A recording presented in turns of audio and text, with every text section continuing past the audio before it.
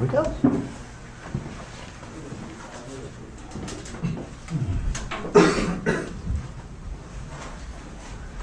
going to be a loud click.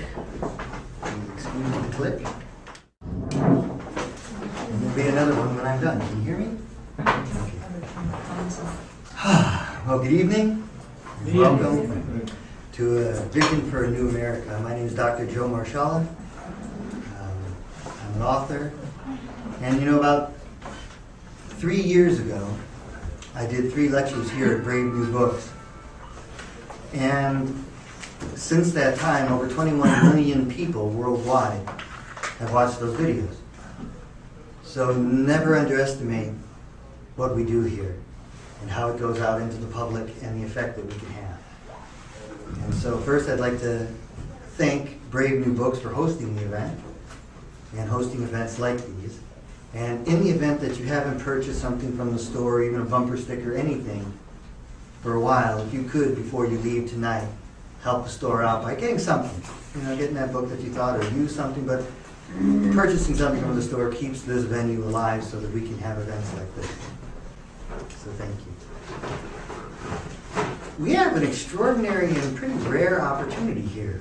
You know, for many of us, we've been on this path for kind of changing America and seeing the discrepancies and the hypocrisies for many, many years. And we've all come across different materials for studying the Constitution, and different materials for a sovereignty movement, and studying materials for, you know, all this kind of breaking free of the constraints and these illegal rules that seem to be foisted upon us and accepted blindly by most of the public. Well, almost all those materials that we've come across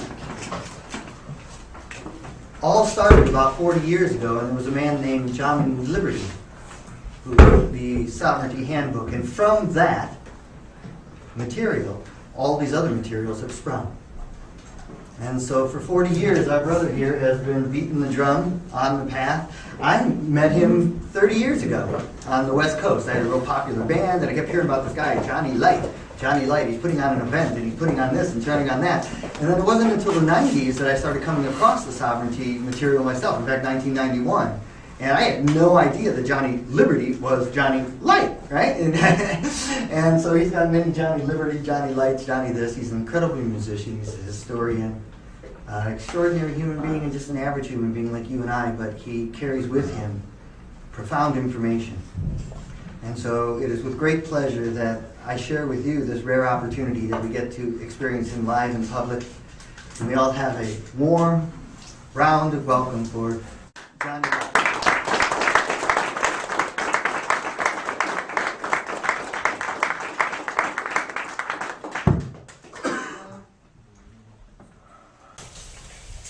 Before we get started, maybe a few logistics. If we could, if you have cell phones, you could turn them off. Oh, I meant to say that. And if you're way in the back there, there's lots of seats right up front here, and you'll hear a lot better if you're up here. So come on, move forward, and fill up those vacant seats in front of us.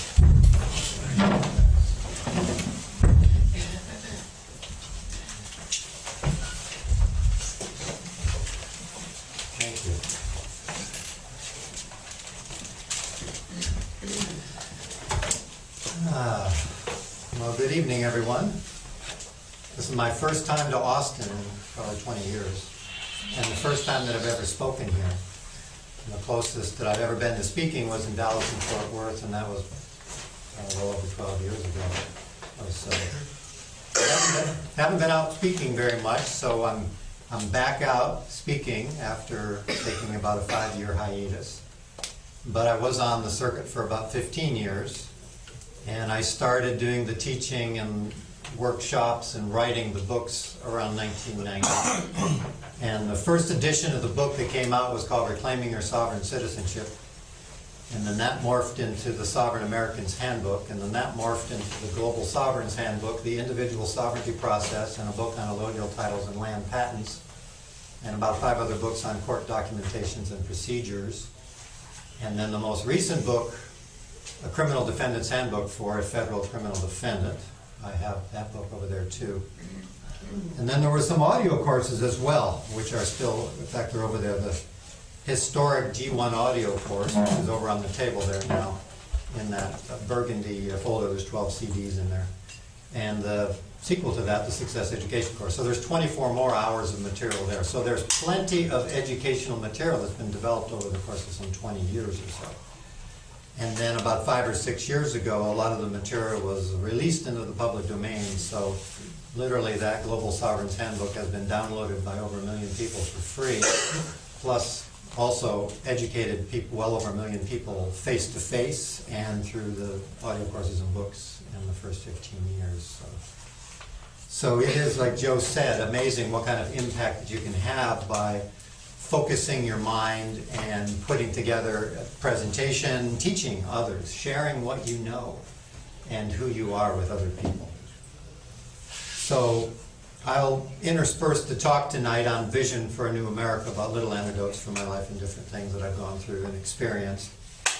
But tonight's theme, and part of the reason for the hiatus, was to have to take a fresh look at the material and fresh look at America also post 9/11, since a lot of things have happened since 9/11 that have changed the very fabric of our nation. But also what hasn't changed is our comprehension of what is occurring, or what we can do, what action we can take, what pro-action we can take to remedy the situation, to bring solution into the field. It's real easy to see the problems because they're all over. Everywhere you look and everywhere you turn, you are bombarded by problems. Life is a problem. It's all one big problem it could be. But my focus tonight is on a vision for a new America, which is very solution-oriented. And I believe that's where we have to shift our attention. And as much as we are seeing the streets alive with activism today, and I'm actually encouraged by that. The young have taken to the streets and they have finally given themselves a voice. If they could not find a voice anywhere else or any other expression for their political views, at least they can assemble and they can sit there with their signs and they can organize with the signs and use the internet and social media and other forms of communications to get their message out there in a rather profound way. So I'm encouraged by that. So the theme tonight is Vision for a New America. And there's an old African proverb, without vision, the people perish. And America has lost its vision. America and our government and frankly most of us, most of the people have lost their vision too for what life is really all about. What it is to be an American, what it is to be free, to live in a free country, to have opportunity available to you. We're all feeling the squeeze these days. The cash crunch, the squeeze, the consolidation of power at the top, and the alienation of power from most people, and a lot of victimization, et cetera, et cetera. But it's really up to us to turn all of that around, and it has to begin right here at home in the heart and soul of the human being. Our activism, as much as we want to go out there and change the world or make things different and lobby and be an activist and talk about problems, we really have to get down and do the really hard work, which I had to do myself over 20 years and more, actually a whole lifetime of work, to be able to embody sovereignty within myself. Because until I did, there's nothing out there going to change. It's going to be the same mirror and the same reflection until I actually change myself, change the way that I'm seeing. And sovereignty is not just about something external.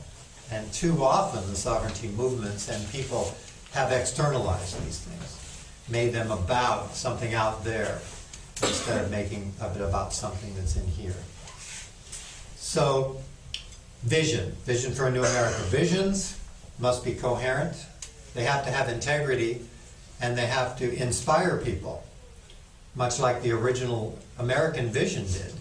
I mean, many of us have done some reading, and maybe we have some sense of what the original miracle of America was in its founding 235 years ago.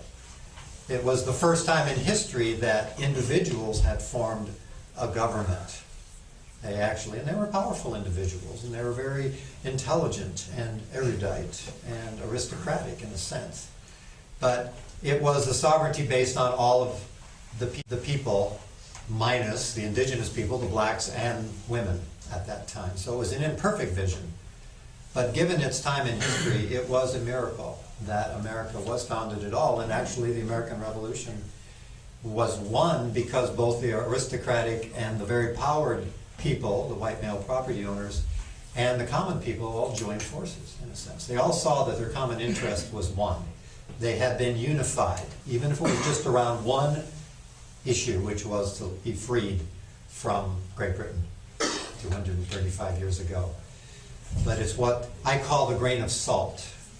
And America has lost its grain of salt.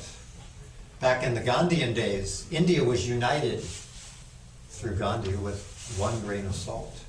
He found the unifying principle, one grain of salt, to unify India, to finally throw out the British again in India. And America has to find its grain of salt too, which is that which unites us, not that which divides us. Because again, we're looking around and we're seeing problems everywhere. That's a state of mind, seeing problems. Well, it's also seeing separation is part of the perceptual framework that we have inherited. It's looking and seeing differences. It's all about differences, problems and differences, the ways that we're separate, the way that we're different. And in politics in particular, we are very, very divisive in these times. And the media is very divisive as well.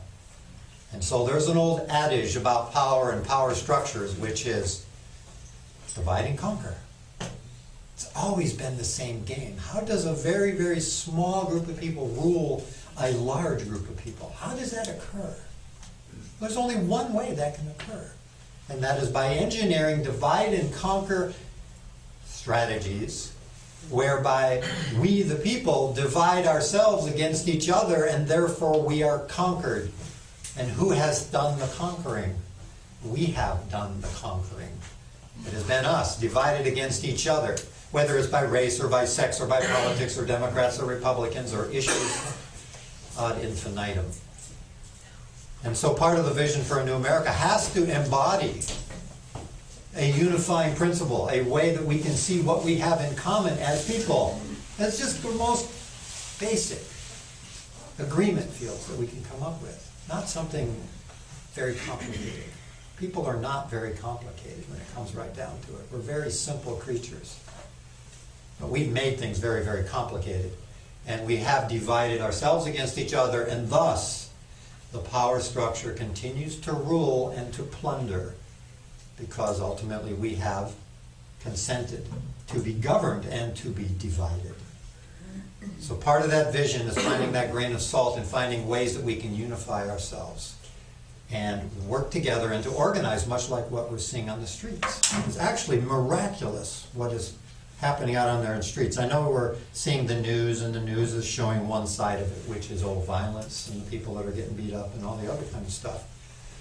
But you're not seeing the organizing that's actually going on behind these things. It's actually quite awesome. The general assemblies that are being formed, the one in Oakland, California in particular, they have thousands and thousands of people using a consensus process with megaphones to be able to come up with certain things. What do they want, you know? And the process, it's the process that's important. How we communicate, how do we process what we want? And that's an exercise in direct democracy. And we have a representative democracy system, which is we elect people, Republicans and Democrats, and we get the same old stuff. No matter who gets elected, everything gets worse. And, you know, so an exercise of direct democracy is pretty profound. So how do we make decisions and such? So I'm going to come back, and I'm going to jump around just a little bit. But the agenda for tonight was the vision for a new America, and beginning with going into depth around sovereignty for all the people, which has been a principle that has been a guiding light for my life, even before I knew what sovereignty meant, even before I knew the word. Because when I started teaching 20-some years ago, I would have a group of people like this, and no one had ever heard the word before. It wasn't even in the conversation.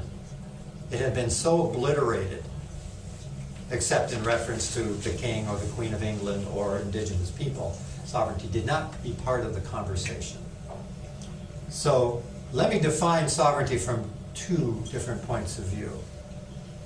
First, as I said earlier, from an internal perspective. I have to embody sovereignty internally to be sovereign, to become sovereign. It isn't something I do out there. It's not paperwork that I fill out. It's not documentation. It's not me going out there and talking about it. It's about me becoming sovereign. And that's a much longer road than just simply, signing my name on a declaration and declaring that I'm legally sovereign.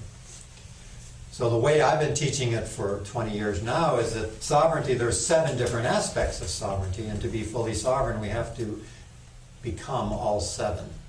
4 of them are internal and 3 of them are external.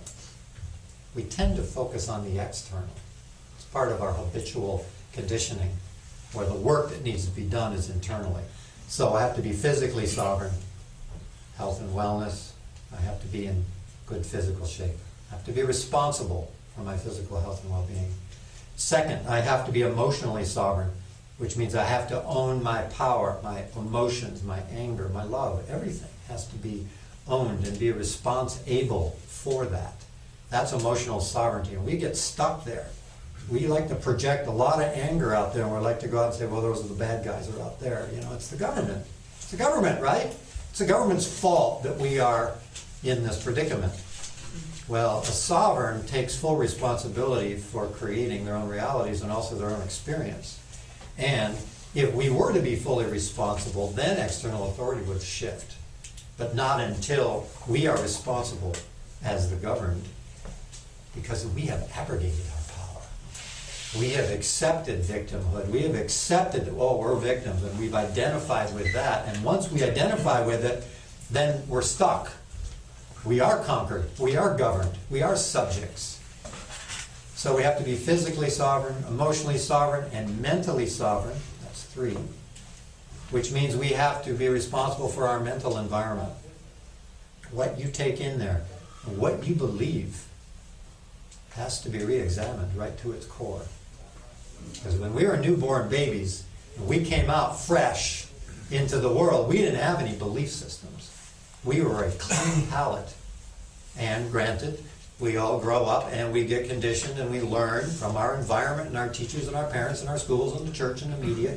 We bring all of this stuff into our mental environment, and that becomes who we think we are. Becomes our identity. And a lot of that is not relevant to being sovereign. And a lot of it's counterproductive. A lot of it is talking one way, oh, I want to be sovereign, but on the other hand, you're saying, oh, I'm no good, or I'm not good enough, or I'm not worthy, or I'm a victim or something. So, be responsible for your physical, your emotional, and your mental sovereignty. That's 3, and the 4th is spiritual. And whatever you consider to be your spiritual sovereignty or your direct personal relationship with the divine or with the Creator or with God or with Source, that is the 4th internal aspect. And if you master those 4, you're an unstoppable force of creation. And you can do anything, be anything, nothing and nobody out there is going to stop you. And so that's the beginning. That's the platform. If I have anything, any wisdom over 20 years of teaching, it's that. Lay the foundations. Don't build your house in the sky. Lay a foundation first. Have a plan. Like an architect would have a plan, and you would build a foundation in your house. Well, you are a house. Your life is a house. Your family's a house. Your community's a house. Austin, the nation, is just another level of it. And if we want it to change at a national level, then we darn well better change it right here and start making those shifts in consciousness which are required to fully embody sovereignty in all of the 4 internal aspects. And then once you've got that foundation laid, then legal sovereignty. What can you do to extract yourself from the citizenship, the jurisdictions, and everything else that have a chain around your neck? Second, the economic sovereignty. How can you be economically sovereign when not codependent, dependent on the banks, dependent on the government, dependent on welfare. If we're not economically sovereign, we're not sovereign either. And then finally, the last little icing on the cake is the political sovereignty. If we want America to change, if we want a vision for a new America to be realized, then we've got to climb the ladder, and we've got to do it step by step and re-inhabit the republic, re-inhabit it. We got to live in it. We can't just dream about it or talk about it. Talk is really cheap. Anybody can talk an ideology or a philosophy or a political ideal or something on that divide and conquer spectrum of left versus right, you know? Because all that's an illusion. It's a deeply embedded illusion. It's a deception. And as long as we keep buying into it, we're going to keep playing that game. We're not going to win that game. We're going to keep playing it, though. So we're really raising the ropes here. Raising the ropes. So what is sovereignty from an internal perspective? I'll define it. Sovereignty, internally, is reclaiming your internal authority over your life and your power as a co-creator with God or with Source. Sovereignty from an external perspective would be defined as sovereignty is the source of authority from which all laws and governments arise. I'll repeat that. Sovereignty is the source of authority from which all laws and legitimate governments arise. You've heard that, well, governments are formed from the consent of the governed. You've heard that expression, right? So if we, the people, are sovereign and we form a new government through some democratic process, which is just a process of decision-making, really, and come to elect then our government or appoint the governments or form those governments, then those governments are duly formed under the de jure laws of nations. It used to be the laws of nations. There was certain conduct that occurred around nations, and of course they violated that conduct all the time, and that's called war. War is the violation of the sovereignty of a nation or the sovereignty of a people. And if you feel like we're at war, well, it's because your sovereignty is being violated. And so long as we continue to consent to that and to allow that to occur, then it will continue to occur. But we have to shift out of being a victim into responsibility. And we're a very strange culture. We shun responsibility like a curse, like a disease. We don't want to be responsible. We push it away in every area of our lives. Let the government be responsible for me. Let my insurance companies take care of it. Let my employer take care of it. Somebody else pay for it. Somebody else do it for me. Take care of me. That's not the sovereign way. It's not a sovereign attitude. It's not that you have to do everything on your own. That's why we have other people. That's why we create systems, economic systems, political systems, and legal systems, in theory, to protect and serve the rights and the property of the people. Which is a very libertarian idea, is that the only purpose of government is to protect the rights, liberties, and properties of the people. Wow, that would be an amazing concept. Imagine that. We certainly wouldn't need as much government as we have today if we are abiding by libertarian principles of limited government. That might take a while to get back to restoring that. So, Occupy Wall Street, I would say, occupy sovereignty. Or better said, because occupy is somewhat of a warring term, it's like I'm going to occupy your house, or I'm going to occupy your building or something. I would just simply say inhabit sovereignty. Inhabit it. Be it. Inhabit freedom. Live it. Be it. That's where the shift is going to occur.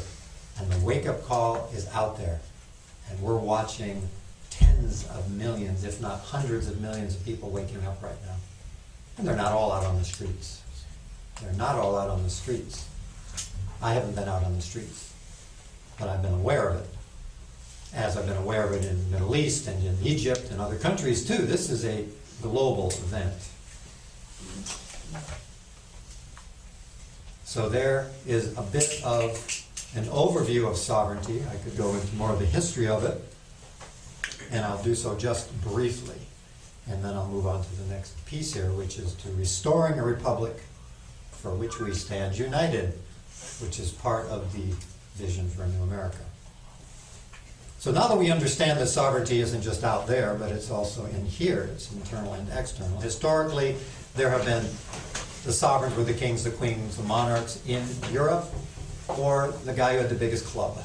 Those were the sovereigns. And whoever wielded that club was the boss, the big guy, the big guy. So when America was founded with really a truly original vision, was forming a country under equality and justice for men, and even though it was just men, white male property owners back then, today there are no barriers to sovereignty for all the people. All the people, that's everyone. Gosh, if we could just live that one principle, we could do away with 20s of thousands of law books, and we could fire about 2 million attorneys, and we could put most of the people that are running for office out of business, basically, if we, the people, governed ourselves. Imagine that. We, the people, governing ourselves, internally and externally, instead of relying on external authority to do it for us, instead of outsourcing it, you could say. Stop outsourcing government. Insource it. Oh. You are the source of authority from which laws and governments arise. You are the internal authority over your life. You get to make the choice. You get to have the life that you want to create. And you know what the key to happiness is? Want what you have. Want what you have instead of hungering for what you don't have, desiring for what you don't have. And there's plenty of temptation to desire and want what you don't have, and to continue to fuel this whole machine. Seems to be a machine. The Borg. Star Trek fans would understand that analogy. So until America, there was no other nation ever formed based on the sovereignty of the people. And that was true in the common law system, which was original constitutional system, is a common law system. If we have a true constitutional government, we would have a common law system, because we inherited that from Great Britain. The common laws were parallel to the Constitution, and then the statutory laws, which are the laws that are created by legislatures. So there's a distinction between the common laws, constitutional, and statutory laws. Virtually everything that we're operating with now in the legal system is all statutory law. Common law has kind of gone into the background. It's kind of like hidden. But we've all heard about common law marriages and things like that, right? So we still have some little inkling of what that is. But for all practical purposes, we're not operating under the common law. And we don't have a common law system. In fact, we don't even have a judicial system any longer. It's all statutory. We don't have 3 branches of government anymore. We have 1 branch of government. It's a political system that has its own self-interest in mind. There aren't 3 branches of government. There isn't a balance of power between the federal, the state, and the local anymore. It's all collapsed into one system. And then you can add the media and the corporations and the bankers on top of that, and they're all part of that power structure. One agenda, one unilateral system. In the old original vision, there was balance of powers. That was the original genius of the founders, was if you want to have a republic for which it stands united, then you must find clever little ways so that not any one person who has a somewhat large club can dominate everybody else. And so you do that through balance of power. You create these distinct jurisdictions. You have a federal jurisdiction, you have a state jurisdiction, you have a local city jurisdiction, you have a county jurisdiction, and then you have this whole national jurisdiction independent from other nations, too. So each body of law has its own jurisdiction. So note that. So when you come up against that beast, jurisdiction is really the first thing that has to be established. I can't really get to questions because I'll probably get... There was a point, not a question, but that's yeah, okay. if you want to make a point? Well, I was going to say there's common law, which is constitutional, and then there's equity law, which is statutory. But when you're in court, you often find yourself under maritime law. Okay, so that's like a third. There's maritime and admiralty jurisdiction too, which is a law of international contract. Okay. Equity is a law of domestic contracts. Oh, okay. And common law is just simply you and I working it out, by having a conversation with each other, and hopefully we don't have to go into any of those other venues. Okay, so that's like a third. There's maritime and admiralty jurisdiction too, which is a law of international contract. Okay. Equity is a law of domestic contracts. Oh, okay. And common law is just simply you and I working it out, by having a conversation with each other, and hopefully we don't have to go into any of those other venues. Okay, so I was just giving a little outline there of the lack of a judicial system. We don't really have a judicial system any longer that has even innocent until proven guilty. So all of that collapsed into one power structure. So that's an unfortunate thing, because in a republic you have separation of powers. And by the way, there are different forms of government. A republic is one form of government, a democracy is another form of government. And we get them confused with the two political parties, which have nothing whatsoever to do with republic and democracy. They're playing mind games on us all the time. So if you think Democrats and Republicans are fundamentally different, well, they're not fundamentally different. They both believe in total government. They just go about it in different ways. They want absolute totalitarian government. They just go about it in two different ways. No, we haven't seen the shrinking of government, whether we are under a Democratic or Republican administration, ever. It's always grown larger and larger, until right now, government at all levels is 65% of the gross national product. So what happens when you're at 90% of the gross national product? What kind of political system are we in?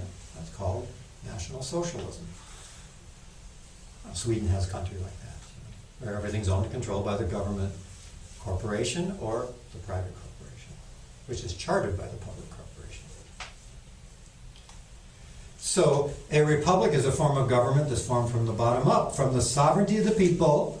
A bunch of us get together and say, we really don't like the government we have, let's create a new one. And you create it at the most very basic building block, which is local, which was county when the original state started. And then some places in the West here, the Midwest, have townships, which was a building block, a jural society. So you can build a jural society too. And then the states were formed, and then the states formed the federal government. Everybody kind of got it backwards. We think the federal government was here first. It wasn't. It was an agency of the states. And originally it was formed through the Articles of Confederation, and then through the U.S. Constitution and the Constitutional Convention, the Federal United States Corporation was created. And then Maryland and Virginia ceded a little bit of land, 63 square miles, and formed the District of Columbia. And so originally the federal was what? The seat of government for the democracy. And the other states were the seat of government for the republic, with the sovereignty vested in the people, who were citizens of what? The states. There is no citizenship on a federal level in the original vision of America. The 14th Amendment. Well, the 14th Amendment, exactly, created U.S. citizens. But you had to volunteer, allegedly volunteer into that jurisdiction, and you did so when you got your Social Security number. So, anyway, back to that original structure, because to create the new vision for America, we have to look back at what was smart about the original vision, because maybe some of that is worth keeping. Not all of it. The racism isn't worth keeping. Those things are not worth keeping. But what we can do is keep the principles that are intact. And sovereignty is the unifying principle. It is our grain of salt. I will allege that our grain of salt and that which unites human beings is that very principle. Because it's the intersecting point between the internal and the external. And it's around which universes are created and worlds are spun out. Where power actually can be brought into action. And action into manifestation. And manifestation into form and structure. And so if we want to reinvent the world, then we ought to do it from a powerful sovereign perspective, as sovereign beings. And a republic is nothing more than a form of government from which sovereign beings can then create new forms of governance that are appropriate to that body of people, whoever they might be. And we can start doing those experiments locally by organizing yourself in your own little mini republics. That's where it starts, you know. Get some practice. Be powerful. Create your own government. Govern yourself first. And master the art of self-government before you start telling other people how to live their lives. I'm pretty weary of other people telling me how I should govern myself when they can't even take care of themselves. They're not governing themselves. So, and we have to walk our talk. We have to have integrity for this vision for a new America. And integrity is that center in which things hold together. You know, when you don't have integrity, systems fall apart. It cannot hold. The center cannot hold without integrity. You know, that center. And it goes for human beings too. So America is a republic and a democracy. So what's the big argument about Democrats versus Republicans and all this nonsense? It's both. What are we arguing about? They had two different jurisdictions, and they were in a balance of power, the tension. It was the tension to be able to keep them apart. And they are actually still separate jurisdictions.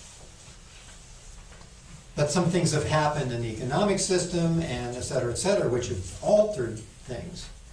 When I said common law had disappeared, kind of went behind my back a little bit. That also has to do with it because the nature of the monetary system changed in 1913 from a common law money system, gold and silver, to a fiat paper money substitute system called the Federal Reserve Note. So when that shift occurred, and then by 1933 with the first bankruptcy of the United States of America, where the Fed called the notes due because Congress, you know what Congress will overspend itself, and it's been doing so since the dawn of time, well, at least since the dawn of the Federal Reserves. It's been spending more than it takes in every year and continually expanding government from 1% of GNP to 65% of GNP. And every time it does that, the Fed calls the note and confiscates a little more property from the American people. So in 1933 and 34, the first thing they confiscated was gold. We want payment in gold. So we went off the gold standard. And the paper was no longer guaranteed by gold. You couldn't go down to the bank and get gold for it any longer. And then in 1968, we went off the silver standard because the Fed called the note and said, we want all the silver. So where are we today? Well, the Fed is calling the note, and they're saying, we want all the real estate. We want all the property and the land, too. We're not satisfied. There's not enough for us yet. We want it all. And so we will do our little foreclosure game here, since we've indebted the nation up to its eyebrows, and with no hope of recovery, given this economic paradigm that we're presently in. The only hope of recovery is a Jubilee year. And I postulate 2012 will be a Jubilee year, and we will forgive all debt at all levels and get a fresh start. Because it's all a fiction anyway. It's all make-believe. Oh. And you have to believe that the debt exists and that you owe the money. And of course, we sweat blood and tears sometimes over trying to manage that debt and keep our credit cards alive and keep our bank account floating and pay those bills every month and keep us on the treadmill. On that treadmill.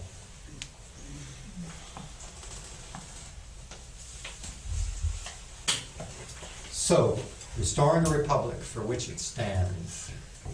We begin at the very smallest level, which is ourselves and our communities. I have some shocking news, which is maybe not so shocking to people here, but we don't really have a government. There isn't any constitutional government left. It's gone. All that exists is a public corporation.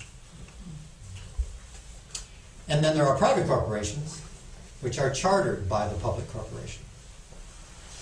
And then we have a Federal Reserve Bank, which controls the money and finances for both the public and the private corporations. So the power structure is a very simple thing. Banks, big banks, central banks, public corporations, and private corporations. Where's the government? What happened to the government? I thought he was president of the government. There ain't no government. It's all corporations now. And so to restore the republic and to restore government, we've got a lot of work to do to lay some new foundations. So if you're going to ask me what kind of political affiliation I might be, I would say libertarian. I don't believe we should have no government. I believe we should have limited government. And all government should total no more than 10% of GNP. That's all. Local, county, et cetera, state and federal. But that also requires, in order for that transition to occur, we've got well over probably 55% of the American population employed by the government now. So the majority is never going to rule out more government, ever, because they're getting a paycheck. So it kind of puts us in a pickle, doesn't it, under a majority rule system. And more, of course, is going that direction. I predict within 3 years, possibly 5, we will be at 90% GNP for government. The private sector will be almost obliterated. Which means that, we're either working for the government or we're not working. Or we're that small little sector of innovative, entrepreneurial, small business people who are the edge and the leading edge and continue to be the leading edge of economic sovereignty, but also innovation, new jobs, technologies, and all those different things. So if you're going to do anything with your energy, then focus on starting a business and being entrepreneurial. Step into the green revolution, step into renewable energy technology, step into industries which are in the growth. And green and renewable technologies are in the growth sector, green jobs. So I mentioned a little bit earlier about the dilemma that we're in about polarizing each other and dividing and conquering each other. So part of what we have to do with our mental environment is to depolarize the ideologies and all the issues which we're getting bombarded with every day, and look for the common ground. And remember, what is the common ground? Well, if it's our grain of salt, it's sovereignty. The common ground is that I'm a sovereign being, and so are you, which means I have to grant you the rights and the authority over your life to make your decisions the way I would ask you to grant the rights and authority for me over my life to make my decisions. So instead of me trying to tell you how to live your life, I should just respect you and I can assist you, but I'm not going to tell you how to live your life. Imagine that, if people were respectful. Imagine if we respected and tolerated each other and our differences, and we learned from our differences. Because how else are we going to grow unless we learn from our differences? How are you ever going to make a new friend if you don't talk to a stranger? So we tend to be very insular human beings. We stick in very small little groups of people who think and act like us. It's a pretty lonely place, actually. Sometimes it's just me. Maybe I'm the only one I can tolerate or live with anymore. Nobody else can see it my way. Nobody else will ever see it your way or totally your way. So to let other people in, you're going to have to open up and listen a little bit more to what other people are saying beneath the subtext of the words that they're using. And to not only tolerate them, but to respect them, and even to be open to listen to their point of view. Because if you come right down to it, the folks on the streets now in the Occupy Wall Street and the Tea Party movement, even though they seem to be polarized, they polarize themselves. They actually have way more in common if you looked at it. Because who's their common complaint? The big government, the big brother, big sister, the whole ruling oligarchy, because no one's represented there, no matter what political view you take down here on the very grassroots level. So we have to depolarize our minds, our mental environment. There's a great quote by F. Scott Fitzgerald. The test of a first-rate intelligence is the ability to hold two opposing ideas in the mind at the same time. The test of a first-rate intelligence is the ability to hold two opposing ideas in the mind at the same time and not explode or freak out or have to annihilate one thing and say, well, this is my position. Because the truth, and if you love the truth is the tension between those opposing points of view. It isn't this side or that side. It's the tension, it's what's in between. Because the truth is much bigger than any position that you could take. It just is. And the truth is much stranger than any fiction you could ever write, if you're open to it. And that's true power. True intellectual and mental power is that ability to hold that tension. And somehow I've managed to do that pretty well, because I've talked to groups across the political spectrum, and everybody seems to get it without having to slip into, well, you're this, or you're that, or put me in a box somewhere. You can find a box for me if you have one, and put me in there if you want. But then again, you won't really get the full value of what the transmission is here. The transmission is that the truth will set you free. David Icke said it. He wrote a whole book about it. I shared stages with David Icke and Ed Griffin and all those others at these major international conferences. So we have to debunk a lot of the mythology and a lot of the belief structures that are operating within our mind. The truth is neither left nor right. It's just somewhere in the tension of the middle there. And that's the road to walk, the road less traveled. That road there. Because that's the road of power. And I say that's what we the people need to be riding right now, is to find our own source of power and ride that wave on in through 2012 and beyond. I know there's a lot of mystery around 2012, and we won't talk much about it, except it seems to somehow be fitting into the equation here of an old system or an old calendar coming to completion.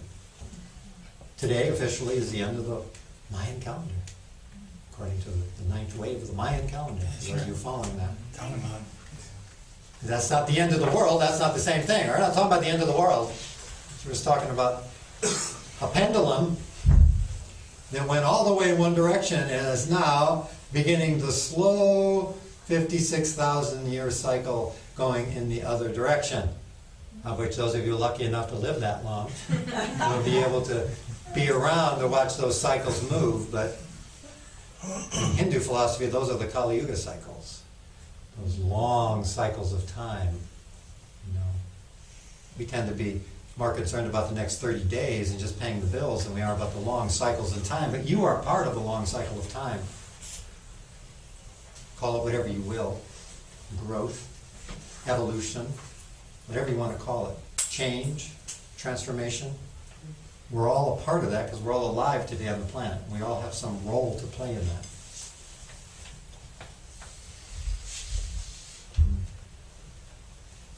So some of the solutions, besides inhabiting sovereignty as your grain of salt, the unifying principle that would go across the political spectrum and unify us and empower us. Besides that, and to learning once again how to govern ourselves, we have to examine the monetary system and actually establish one. As I said earlier, we don't have a government. We don't have a judicial system. Nothing you think is anymore. We don't have a money system either. We haven't had a money system for a very, very long time. We go through the motions. We're pretending to have a money system. We move our little paper notes around and such. But we don't really have a monetary system or a sound monetary system. And so without that, it's pretty hard to win the game and become economically sovereign if we don't have a monetary system that we can count on. I think most of you in the room know by now that the definition of money constitutionally was gold and silver. It was by weights and measures. The constitutional definition of money. Because it was a stable store of value. That's why. You can buy the same amount of tangible goods with 1 ounce of silver today as you could in ancient Greece or ancient Rome. The value is stable. Its buying power is stable. That's why the Founding Fathers insisted on it. And they insisted on not having a national bank for the very reasons that we are now experiencing. They also advised us to not use paper money substitutes, which we are now using, not backed by anything. What is a Federal Reserve note actually defined as legally? A corporation note of undetermined value. A corporation note issued by a private corporation, the Federal Reserve, which is a joint stock trust created by the Federal Reserve Act of 1913, a unique legal structure, which all the shareholders happen to be all the central banks of the world. And they are in control of the economic system because they get to issue these corporation notes of undetermined value out of thin air. You and I got to work for them. Why do we have to work? We have to work really hard. Pay that mortgage off. I'm going to get my house. I'm going to live the American dream. There is no American dream. It's vaporized. We have to get current. We got to dream a new dream. We got to dream a new vision for America because the old one ain't cutting it. It's gone. Dead. If we don't re-inhabit it, it's gone forever. It's up to us. We can't do it alone. None of us can do it alone. It's vaporized. We have to get current. We got to dream a new dream. We got to dream a new vision for America because the old one ain't cutting it. It's gone. Dead. If we don't re-inhabit it, it's gone forever.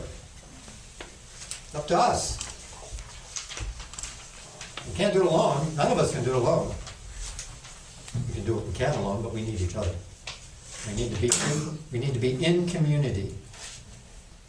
And that doesn't mean we have to be communal or live all together in the same house. But admittedly, we're all individuals. Most of us have families and or tribes or communities, extended family, friends, cities and places we live in, counties and other jurisdictions there. So we've got to completely restructure this thing from the ground up. Restoring a sound monetary system. And so what would be the first step? Well, first step is the most obvious. We already have gold and silver around, so we can use metal. We can use anything that's a tangible commodity. We can use barter, we can use exchange. We can create community currency systems. There's 2,500 of them across the United States of America. Community currency systems. If the feds can create paper and issue money out of thin air, you can go down to Kinko's and create a community currency and issue money or hours or something that represents an exchange out of thin air and just pay the printing costs. Pretty ingenious. It really isn't much different than the thing we have, except the community can control it. But during the Great Depression, most people aren't aware of, that Americans, there wasn't any money moving around either. It was all pretty stagnant. There were 2,500 community currency systems in America during the Great Depression. You can go find them in an encyclopedia of community currencies. Each one, they designed their own money, printed them, whatever they did back then. Probably hand typeset them on a lithograph or something like that. Hand type or something. But the ingenious thing now with the internet is that we can restore a monetary system by using a multiple commodity-backed index of some form, which means that anything that has tangible value, including your hour of service or your bushel of apples, is a monetary system. If you really think about it, everything that you could barter is part of a monetary system.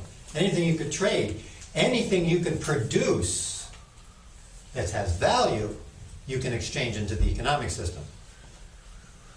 So what's the only thing missing in this equation are producers. Americans are never referred to as producers. They're always referred to as consumers and taxpayers. That's your identity. That's what they think of you. You know, you're a consumer. Well, we're filling our task pretty well. Look around. We're doing a great job of consuming and a great job of spending and a great job of paying our taxes, and we keep funding it. We keep funding it. We keep sending them the money. Well, if we had money, we'd be sending it to them. If the money was real, we're sending them a piece of paper or something that represents a piece of paper. So the only thing missing in a sound monetary system is that we have not been engaged in the free enterprise, which is our right. Most people. In 1913, 90% of the American people worked for themselves. 10% worked for companies. Today, 90% of the people work for corporations and 10% work for themselves. Completely flipped upside down. And worse is that by the time you get through 2 graduate schools and a couple of PhDs, you don't have any common sense left to be able to go out and create your own business and survive in the world. You have been completely dumbed down to the lowest common denominator. You know, you can't lick a stamp. You don't know how to balance a checkbook. You know, start a business. No, how are you going to do that? Pardon all of you college graduates out there. I got out third year. I've got enough. That was back in 1973. So, producers. Become a producer in the system. If you want a sound economic system, if you're sovereign, you don't want to work for somebody else. If you can all help it. If you do, you do. No big deal. If you have to, you have to.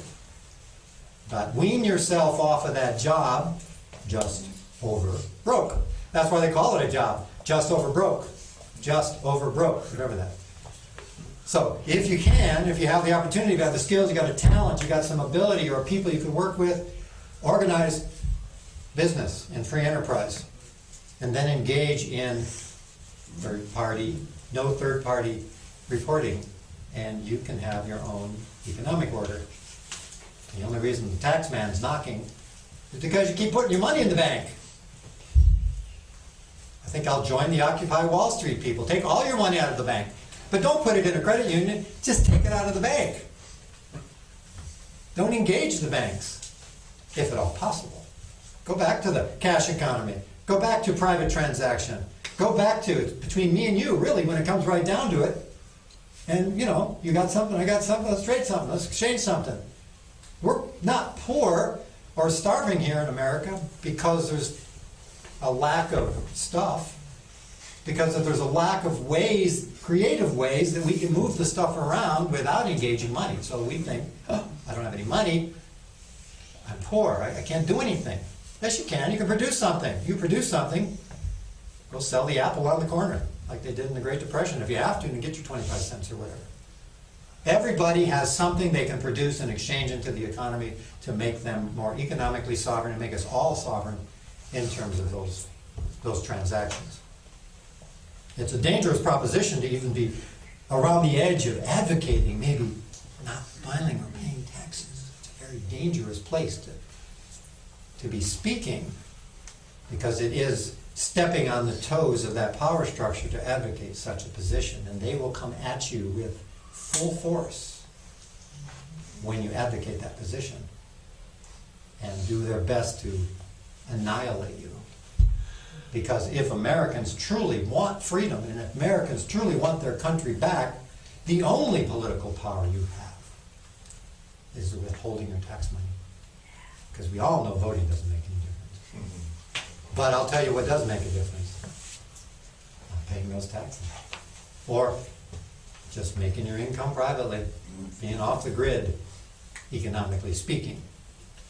I haven't filed since 1973. I just want to say that so people can. Good for you. And I'll declare it in front of God and everybody. Give her a trophy.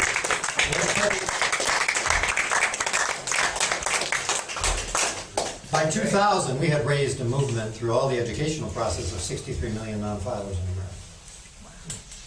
63 million? 63 million by the IRS's own statistic. That by the year 2000. And then the sovereignty movement got attacked full force. All the leaders. They attacked everybody. Put them all in prison. Economic genocide for the rest. And so what we're seeing today is actually somewhat of the remains of what was at its peak in 2000.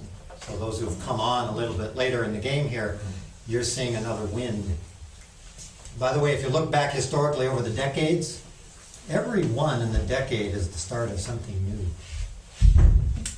Every 2001, 2011, 1991, 1981 is the beginning of something new. It almost seems like a cycle, this decade cycle. And then things change, things happen. So money, we don't have a money system, I already said that. So what is it instead? Well, it's a control system. Money is control. Leo Tolstoy said it best. Money is a new form of slavery, different from the old only, in that there's no direct personal relationship between the master and the slave. Money is a new form of slavery, different from the old only, and that there's no direct personal relationship between the master and the slave. So if you ever feel like money's controlling you, or you are in control of money, I don't know. Are you in control of money, or is money in control of you? More often than not, money is in control of you, because it informs so many of our decisions about where to go, what to be, where to eat, where we can live, where to school. All these decisions are informed by money. So it's almost like money has been planted somewhere deep in the human psyche as a replacement for the Creator, for the infinite source of abundance and intelligence and everything else, for God. It's the new God, right? Money as God, a God substitute. Blank Fine said, "I'm doing God's work," and somebody says, "Is that he must mean the Federal Reserve?" You probably meant it. So, to restore the sound monetary system, we have to re-examine our position with regards to taxes and withholding. And one last thing I'll say. So, to restore the sound monetary system, we have to re-examine our position with regards to taxes and withholding. And one last thing I'll say about money and the psychology of it, because it is part of the deception. Markets and prices are not rising. The dollar's falling down. Buying power is falling because the dollar is devaluing. But they never tell you that. Inflation is just the consequence of the devaluation of the currency. And taxes and withholding, by the way, from your paycheck are just other ways to manipulate the money supply to make sure that you stay in your job just over broke, so that there isn't any disposable income left over, and they're going to recycle all that currency, whether it's actual physical money or just on an accounting ledger, back to the Federal Reserve. So they manage the economy to make sure that, and as everybody's feeling today in this alleged recession, that the money, there doesn't seem to be as much money out there, and people are losing jobs and they can't pay their mortgages and all this stuff because the pool that was circulating has been constricted, and they're exponentially extracting that money out of the system and moving it up to the 1%.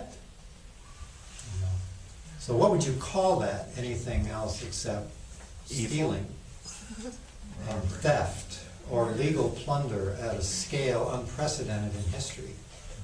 But then again, why be surprised? Because that was the very agenda behind establishing the Federal Reserve System in 1913.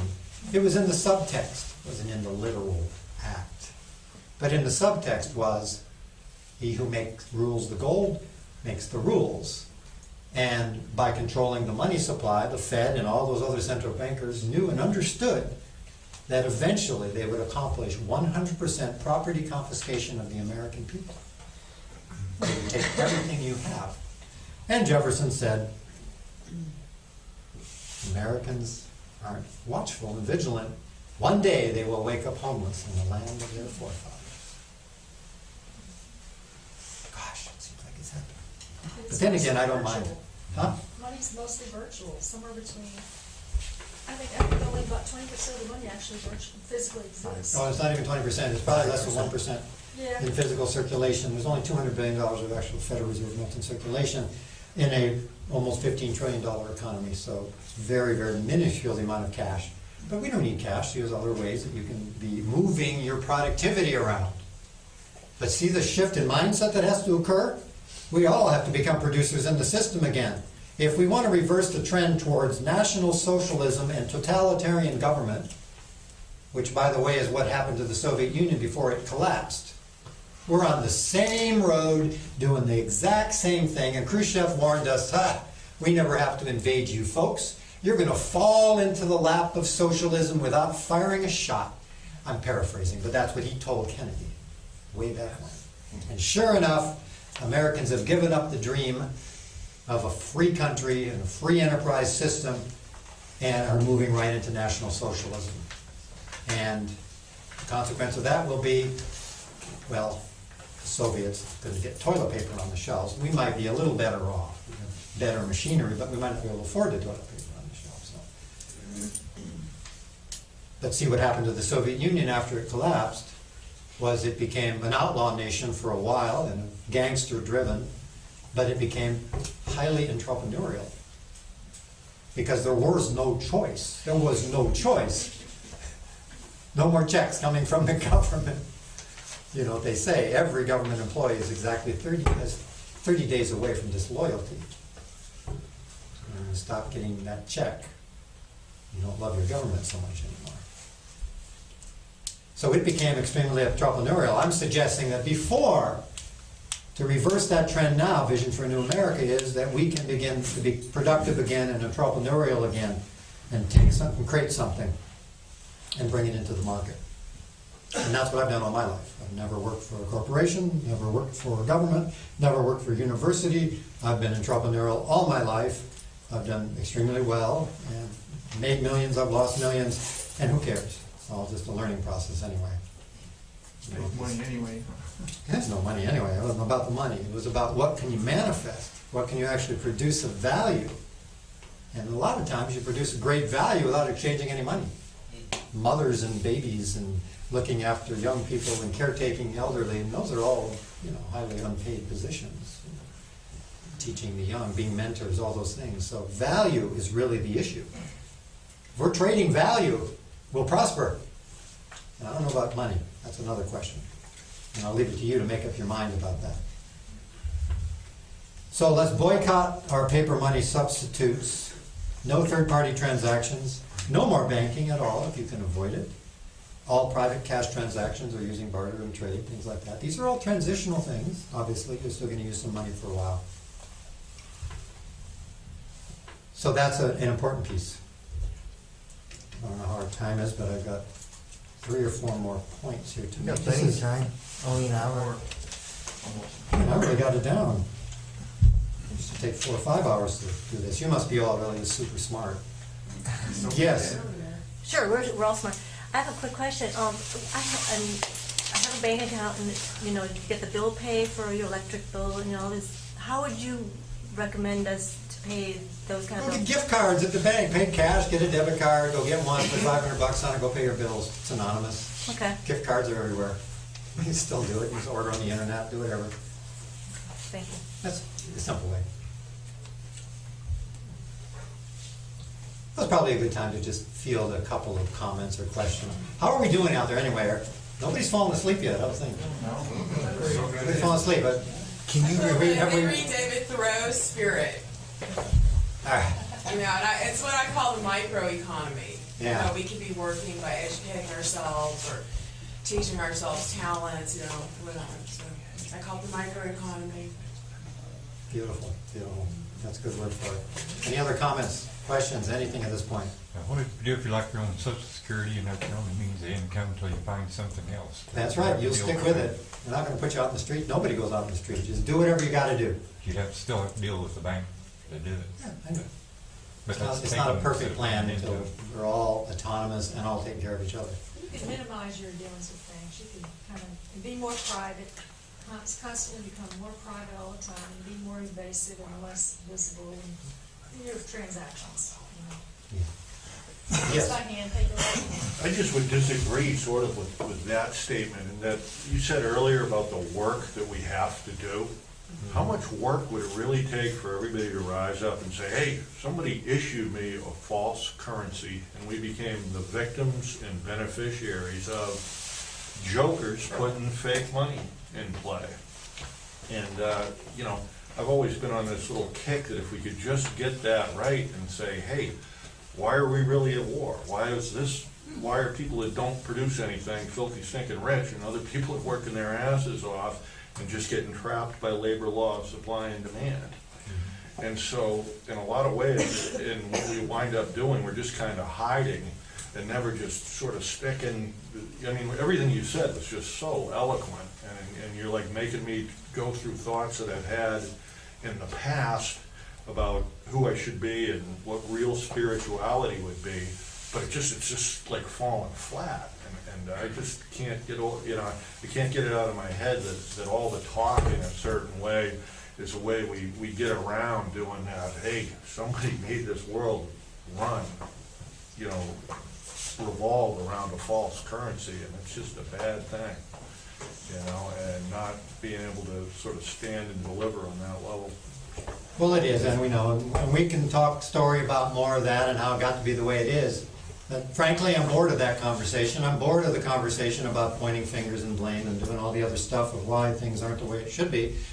All I focus my energy and attention on, and for the rest of my life, is of what can I build, and what can I create, and what can I produce. That's all I do, from the minute I wake up to the minute I go to sleep at night to the minute they bury me in that grave or cremate me. I'm just going to be a great producer and produce value and exchange value in all kinds of different ways. And it is so rewarding to do that. And to be in service in some way too. And, you know, to have community, we have to learn trust. We have to learn trust again. We've been so beaten down in distrusting everything and everybody. It's like we don't want to look each other in the eye. We don't want to do anything. We're always afraid of the scam and the scammers. And yes, be discerning. Be discerning. That's a mental faculty. We all have to be discerning. We've got to know the difference between right and wrong, black or white. We've got to know the difference between the internet that's good information and the internet that's disinformation. And there's just as much crap on the internet as there is good stuff. And there's just as much crap coming at you every day when you open up the newspapers or turn on the TV or watch a movie or anything else. It takes a razor edge of a mind to be discerning and to know those distinctions. Distinction is where we have the freedom of choice. Otherwise, it's just one muddy, confused mumble jumble. And we just go, oh, like that, you know? So discernment is really, really important. So besides the renewable, or the sound monetary system, which by the way, we created the second one in the northwest of the country in 1992. We did the Cascadia Hour, and we had 4 million hours circulating all around the northwest back then. And now there's 2,500 systems in the country. And that multiple commodity-backed index, I want to complete that thought.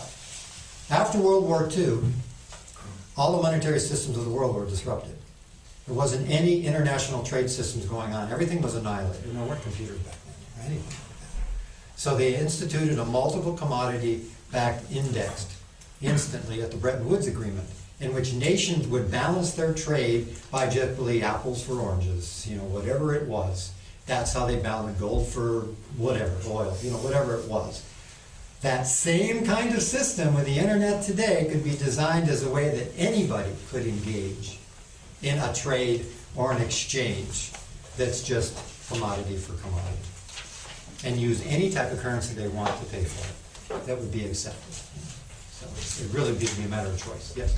I guess my question is, earlier you were talking about like community currency and everything like that, and it would basically be stepping on the IRS and the Federal Reserve stuff. But the Federal Reserve, and it's been declared in Supreme Court that they are not a legal system, and that the law that they defined to go after taxes is not necessarily a real law to do it.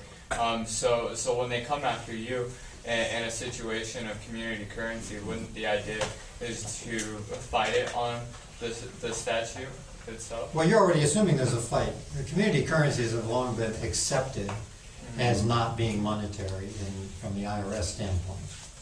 So even the Ethical Hour and our system as well. So wouldn't worry about the IRS with regards to them at this point. And what they don't know, of course, won't hurt you. Yes, Joe. I'd like for you, if you could, to speak a little bit more about the physical sovereignty, and only for myself. I mean, I've been on this journey for 30 years myself. And it is at that level, I believe it's David Wolf. I was having a conversation with him, and I believe he said, well, you know, the truth is that we aren't really sovereign until we have the fluoride and the mercury and the lead and all the different toxins and parasites and things that are in our bodies that are affecting the GMO and all of these other things that are affecting the way we think. And so I was wondering if you might be able to speak a little bit on in that realm of getting to that beginning step of really truly cleaning this system, this vessel, so the machine can work, and that and the truth of that strength, of that sovereign, that voice, that authentic self can come forth. So well stated, Joe, about the physical sovereignty. You got your health, you got everything, right? And wellness. And in reflection and looking at America today, and it is one of the primary things that keeps us from being effective, politically or any other way of our lives, is that we're drugged out to the max. And I mean, we're drugged out in pharmaceuticals, and we're drugged out recreationally. We are, as I'm referring to it now, the anesthetized culture. We are so damn asleep to ourselves that how can we possibly even cogitate or have a thought or make a decision or know that there's even an authentic emotion here? So what he's saying about physical sovereignty, not to be overlooked, is that it's very important that we focus some of our attention on making sure that we are functioning and operating in optimum health and wellness at whatever age we are. And granted, and we all go through things where we're not in balance and are dealing with certain things, and we have to deal with them in preferably alternative ways and holistic ways, because there are options out there for everything, but you got to have the open mind. But an anesthetized culture doesn't have an open mind. An anesthetized culture can't even think. It's like those ads you see on television, right? The lady or the guy, and they're just running down the meadow, you know, oh, I'm not depressed anymore. Oh, it's so good. Oh, look at me. And you go and you look into her eyes and go, where did she go? Where did the soul go? The soul is gone. It's like if they rob you of that, you got nothing. So we have to reclaim it. In fact, every aspect of sovereignty I've discussed, we have to reclaim it. It has to be an active process. It's like, oh, well, I'm sovereign. Yeah, sure you are. Yeah, I've heard that a million times. You've got to reclaim it. It's an active, vital process. You have to bring your aliveness into it. And having physical sovereignty and good health is paramount to that. And so whatever part of your attention you need to devote to that, that's foundational. As is your emotional and your mental and your spiritual and so on and so forth. It's continual. Is to take care of yourself. And in a place like Austin, you have an incredible number of resources available to you here in the holistic fields. You just have to have the desire to look. And I know I'm with my parents here, visiting them up in Michigan recently, and my mom has been part of the medical establishment, as I see everywhere. The artifacts of the medical establishment, 1/6 of the GMP is medical, which is the anesthetized culture, which has got everybody so drugged out, and still almost like a religion, where you go to your doctor to worship the drug that he's going to give you or something, because it's like the sacrament. Here, take the drug, and here it is, take this. And you're not getting well. And 40 years later, you're still not getting well, and you're still going to the same trough, to feed. I'm going, wait a minute, think. If it ain't working, and you're not getting different results, that's the definition of insanity, doing the same thing over and over again and expecting different results and getting the same thing. Nothing. Right. So, restore your physical sovereignty is very important. I know you had something else you wanted to say. Maybe you didn't. One last comment, and then I'm going to move on to the next 3 parts here for the time remaining. I do it. Go. Question was about corporation in the United States. And I thought that you had said that it had been incorporated just after the Declaration of Independence.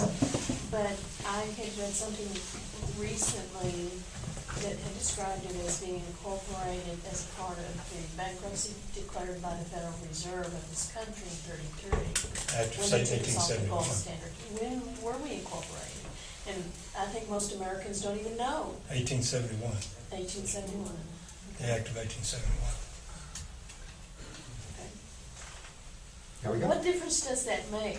What, being a corporation or being government? Yeah, to me, that means that if the Okay, it operates under a whole different law. That's when things started being legal and illegal instead of lawful and unlawful. It's a different jurisdictional law, like the common law is different from the statutory law. The law. How did they sneak that in with our... Oh, they sneak it in with everything else they sneak in. Rothschilds. They took our citizenship away, they've taken everything. And we've been pretty much not paying attention.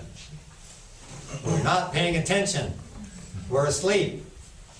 Wake up, America. That was the banner call in 1991. That was the subtitle of the first book, which was Wake Up, America. Wake up, wake up. Well, some woke up. Others stayed asleep. Some woke up and went back to sleep. Some got scared, went back to sleep.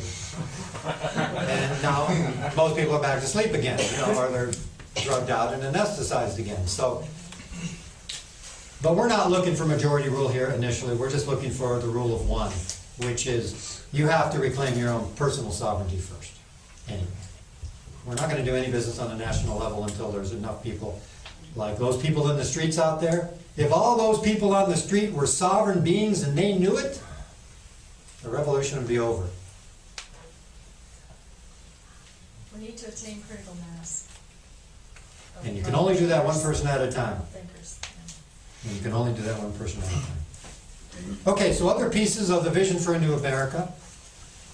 For more detail on the sovereignty process, and I titled it The Taboo of Sovereignty. I'm giving a seminar tomorrow, 4-hour seminar with more detail on the how-to on the external side of things. And they'll be having the class here tomorrow from 11 to 3. I think it's $35. And as you know, I'm rarely here in town. I don't know that I'll ever be back in Austin. But I have done these classes now for a lot of people for a long, long time. And I would love to have some of you, if not all of you, attend tomorrow as well. This is a free presentation today. You can, of course, make a donation if you'd like. Pass a hat at the end of the thing, or there's some products over there. There's a few books. That's all the books and things that I have left there. The Global Sovereign's Handbook and the others, and there's some audio courses as well. So there's plenty of materials there that you can take home with if you're not there at the seminar tomorrow, or if you want to continue with study groups and things of that nature. The Global Sovereign's Handbook and the others, and there's some audio courses as well. So there's plenty of materials there that you can take home with if you're not there at the seminar tomorrow, or if you want to continue with study groups and things of that nature. Yes, and then I'll continue. Would you take a silver dollar? What? Would you take a silver dollar? Oh, you betcha I would. Gold would even be better. No. Yeah, of course I would. Seminar's here, right? The seminar is here tomorrow from 11 to 3. And it would be nice to see a show of hands if anybody already knows. If you want to be here tomorrow. You don't have to commit right now. You can make your mind up and come tomorrow too if you want. But I'd like to know there's a few people here to attend. Yes? I was wondering if you could, I mean, you've already somewhat addressed, but being within this movement and in the pinnacle position that you've been over all these years, what are some of the misconceptions around sovereignty that you've directly experienced? Okay. Well, okay, the first misconception is that give me a form so I can fill it out and send it to the government because I want to be sovereign. That was the first misconception. If I just send forms to the government, I'm going to be sovereign. Paperwork. The paperwork myth. The other is the straw man myth. Oh, well, I'm the straw man of the UCC and redemption, blah, blah, blah, under the commercial code, and da-da-da, and all I got to do is send my UCC 1 to the state, and then blah, blah, blah. Myth. Very popular myth, an enduring myth, and popular one. But probably the one that's been the most damaging is those who have used sovereignty for their own personal gain and purposes that haven't been in integrity. There have been people that have been scamming and, you know, just pay me and I'll do all the paperwork and it'll all be perfect and you'll win in court and we've had 100% success rate and bullshit. I haven't seen much success because I don't measure success even by just one dismissal of one case. And some people would say, well, that's a great success. My paperwork works. I have the silver bullet. The silver bullet myth. Yes, I have the silver bullet. The silver dollar I'll accept. The silver bullet I would not accept as a metaphor. Anyway, there are no silver bullets.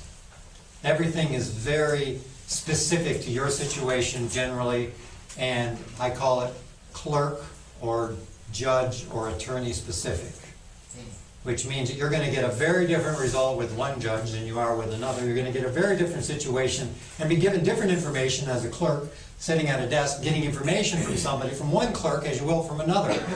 Don't rely on that as viable information to start with. You've got to do your own research. You've got to back it up with your own experience. That's part of what being sovereign is about, and having the mental capability to do that. Doesn't mean you can't ever counsel other people or be counseled by other people, but it's important that you make up your own mind and be responsible about these things. I'll keep saying it over again. Responsibility is not a burden. We have been taught since we were little kids that responsibility is a burden, something you want to shun. You don't want to be responsible. Somebody else is responsible for me. My mom, my dad, the government, my boss, whoever else. They're the responsible ones. But when you make that statement to yourself, when you declare that, then you've just given all your power away. And so through the consent of the governed, we, the people, have abrogated our responsibility, and thus we have exactly the government, lack of government, we have the exact public corporation that we deserve. And that's a shocking, hard thing to hear, but it's true. We are responsible for exactly, we have created that because we abrogated our power. And we gave up our country, we gave up our citizenship, we gave up our minds, we gave it all over to the consumer distraction. And so now we have to deal with that in whatever way that we possibly can. So those are the three myths that I would debunk initially. All right, back to the solutions. So we want to stay solution focused here. This is not a problem. Life is not a problem. The government isn't a problem. Austin's not a problem. You're not a problem. There are no problems. There's just things out of balance that we have to correct. We have to do course corrections. Buckminster Fuller used the analogy of if you want to change the system, then don't fight it. We're not going to win the revolution and fight it with fighting energy. That's like fighting fire with fire. You fight fire with fire, what happens to the fire? It grows bigger and justifies even larger and greater oppression if you fight fire with fire.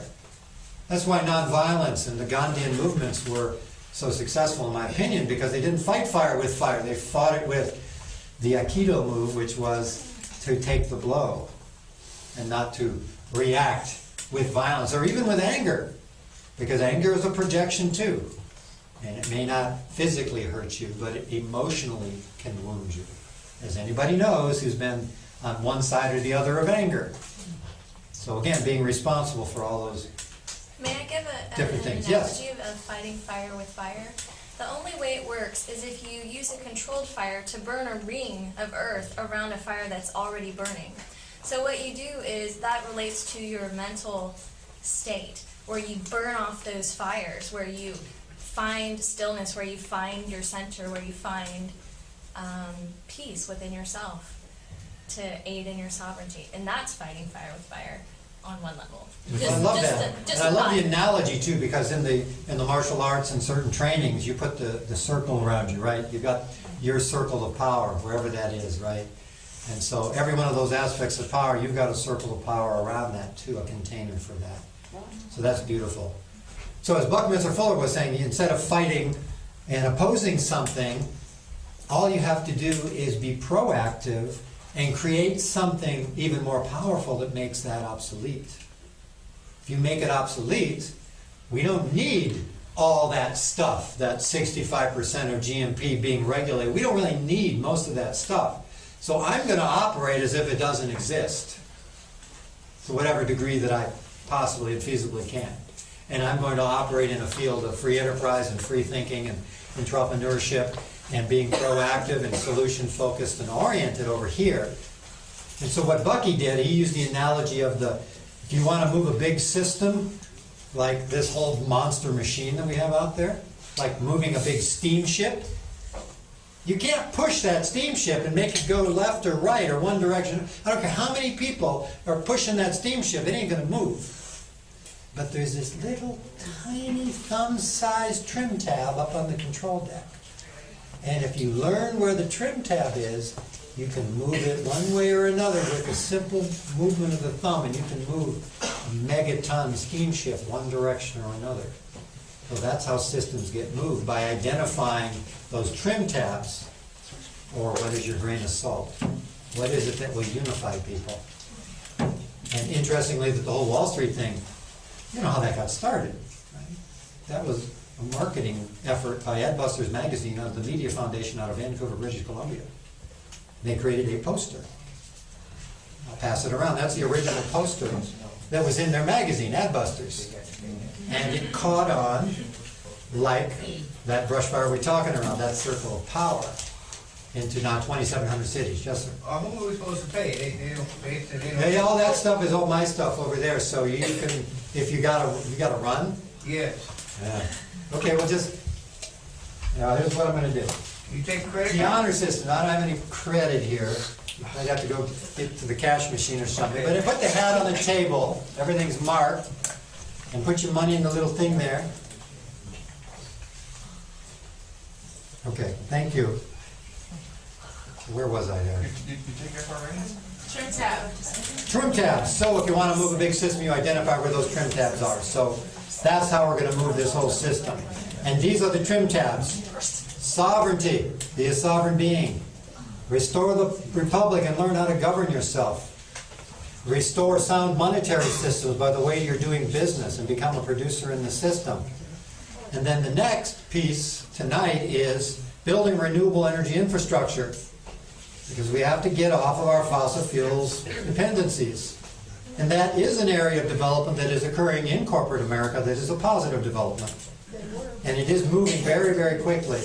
It's not as quick as I'd like to see. It could be the Manhattan Project if we put our minds to it. And in 5 years, we could convert all of America to renewable energy infrastructure and get off the fossil fuels and convert every vehicle and every truck and everything else. But we're moving a lot slower than that because we've been, well, it's part of the American dream. There is no American dream. Get over it. The car, the automobile is not part of your dream anymore. That's part of the nightmare. That's part of the American nightmare now. Too many cars, too many trucks, too many fumes, too many poisons, too many industrial chemicals, too many fossil fuels, too many environments being destroyed, too many fossil fuels, too many environments being destroyed to extract more fossil fuels so we can pump ourselves down the road just for a few more days. Eventually we're going to have to give it up. We're going to have to make transitions back to local economies and walking, imagine that, pedestrian activity, redesign our cities and all those different things. We're back to where it was. But I was involved in renewable energy infrastructure building 15, 16 years ago, and I raised money for a Sterling Energy Systems 40-foot large solar focusing dish for producing 90% efficiency from the sun. And there are power plants now in California built with that technology. And unfortunately, the banks are only funding PVs right now, which run at about 20-30% efficiency, where these panels, these large solar focusing dishes, are 90% efficiency. 100 square miles of those in the Nevada desert would power the United States of America. Everything. 100 square miles of desert, unused desert. The old Nevada test site. So, it's all within the realm of possibility. So keep imagining and dreaming it. And if you can do it on your own local level or in your own household or commercial level, do it. You know, get off the grid monetarily. Get off the grid with energy. I noticed over at Whole Earth Foods, they got the charging station over there. It's really cool. There's one car charging up over there. So it's hope. But then again, how did that electricity get produced? See, it's charging the electric car. So the electric car is not a solution unless you get to the source. You need to create a whole new grid and a whole new distribution system for producing and distributing the power in more local environments instead of just in big transmission lines all across the country, which lose 50% of the power just by the fact we pump them up there and bring them back down. So now you can distribute renewable energy directly in 12-volt and 6-foot superconductor cables with zero energy loss. So you can locate your renewable plants close to where you're going to consume it. So anyway, all that is happening, and countries like Germany have already maxed out the renewable energy potential there. They've already built the infrastructure for solar and wind and everything else. And they did it in a matter of a couple of years because they put their minds to it. I was reading a funny, I read The Onion now and again to get a laugh because some of these materials can get a little serious. So as we all know, Stephen Jobs passed away recently, and so The Onion had a whole feature on Stephen Jobs, the last American who could get anything done. And so they were giving him all kinds of praises and lauds for the Apple computers and the iPods and all the things. He says, you know, and we're really sad to see him go because he was the last American to ever get anything done. And then there was an interview with Obama, and Obama said, well, you know, when I got elected, I thought I could get something done, but now I've given up. There ain't nothing I can do either. So it's like, oh, what are we going to do? Who's going to get anything done? Well, one, we got to stop being the anesthetized culture. The anesthetized culture ain't going to get anything done. We have to wake up and take care of ourselves and really, truly be here in our life and manifest something that's new and extraordinary. So anybody here support renewable energy infrastructure? Yeah. And you can invest in it too. It's probably the best investment you can make. Those companies are making money. And last but not least, which has been one of my heart's dreams for many, many decades now, since about the mid-70s, and the last 4 years I spent developing a resource center web platform to deploy resource centers locally, regionally, and globally, and have deployed them now in a small community in Southern Oregon, Ashland, with great success, and also regionally in the Northwest, and just launched a prototype for one in Austin, Texas yesterday. Took me 4 hours to configure one for Austin. And I've been on a 5,100-mile journey so far, seeding new local resource centers that highlight and spotlight all of the emerging culture, all of the resources for holistic health and healing and renewable energy, and all the positive things that are emerging, so that a cultural identity can be formed over the internet, and we can access each other and form trade routes between various communities, enlightened communities I call them, like Austin and Ashland and Fairfield, Iowa, and Ann Arbor, Michigan, and you know, all these different places. And there's hundreds of these zones that are the innovation zones, the places where the free thinkers hang out, you know, and the ones that are starting up new things and getting new businesses going and have, you know, capability and resources. So that's been one of my missions, is to get resource centers established worldwide. If you didn't get a card, you can get a card. You can go to the site there and you can find the Austin Resource Center among many, many others, and you can join for free or create one here. And if you're interested in being a local organizer, come see me after the show here, and we could create a better than a JOB, but actually a business for you here too. So.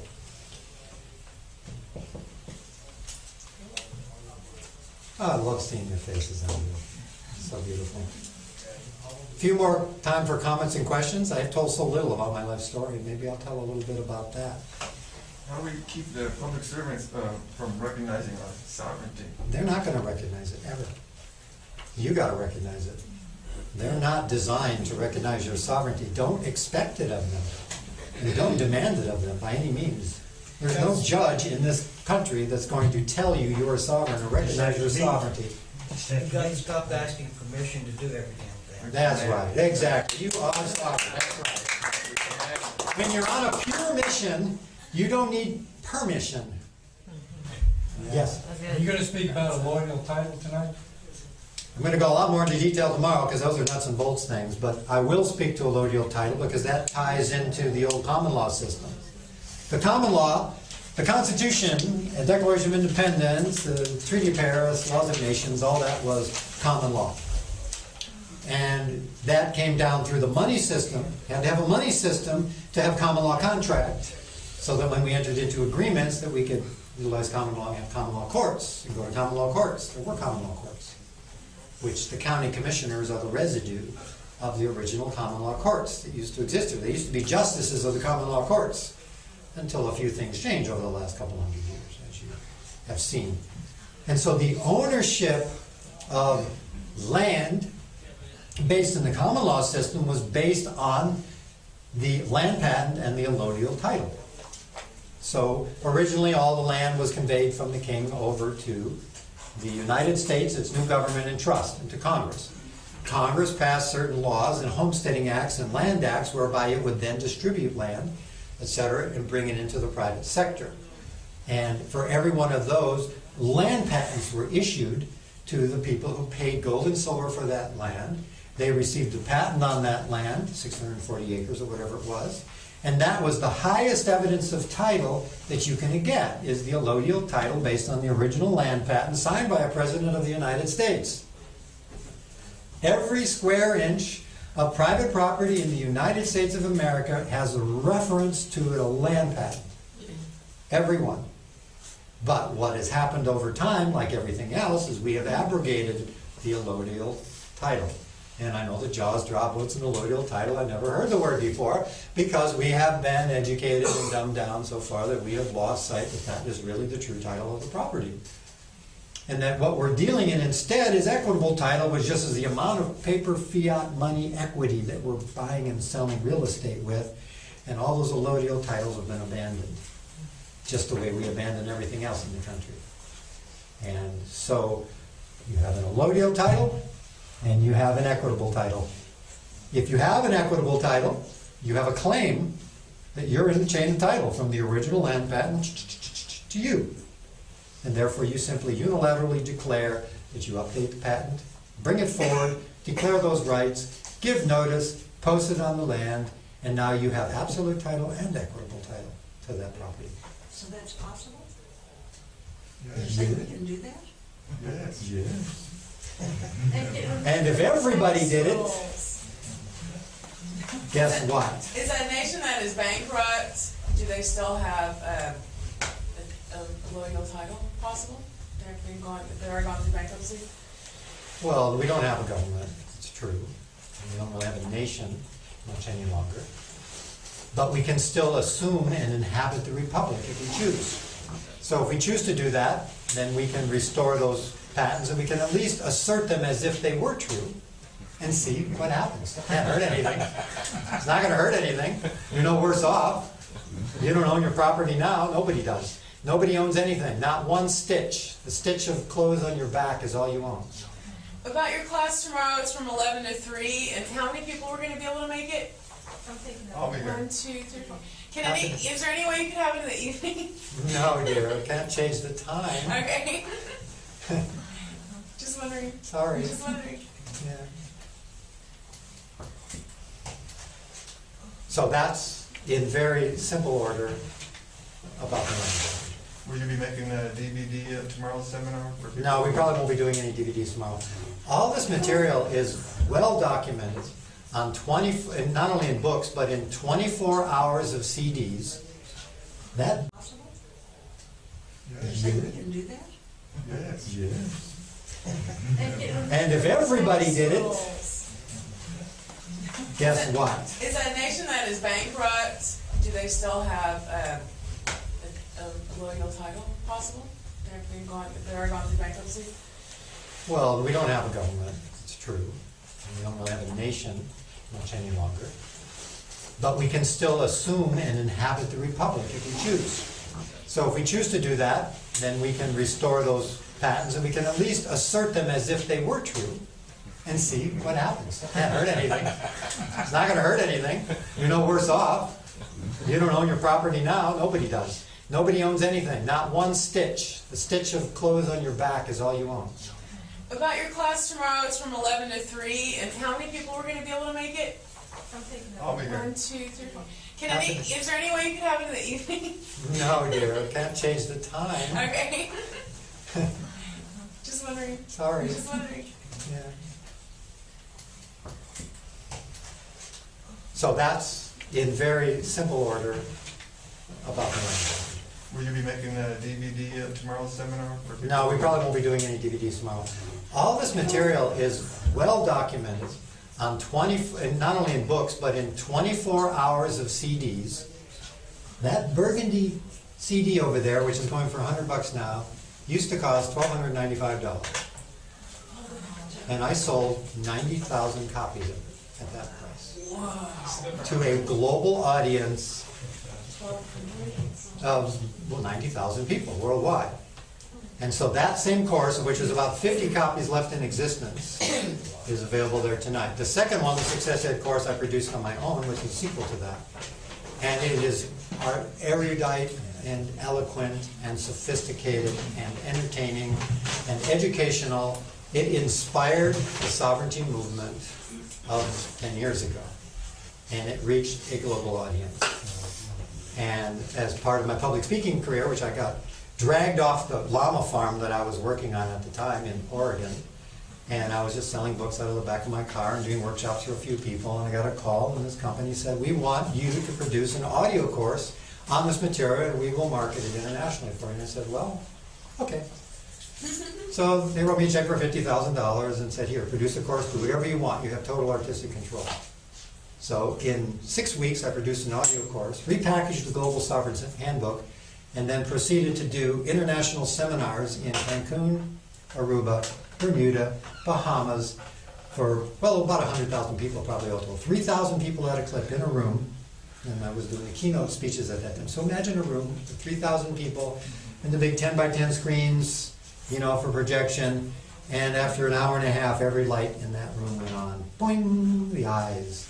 And then people could apply that information, make international investments, set up business structuring internationally, invest in hyperbaric chambers, renewable energy technology. I mean, all this stuff was super duper, high-wired, supercharged for 3 years. And then the Fed caught wind of it, that trillions of dollars are leaving the United States. 63 million people aren't filing taxes anymore. People are claiming to be sovereign citizens en masse, and they're filing paperwork with every government agency possible. Charles Grassley said it on the subcommittee floor, why are not all these people in prison?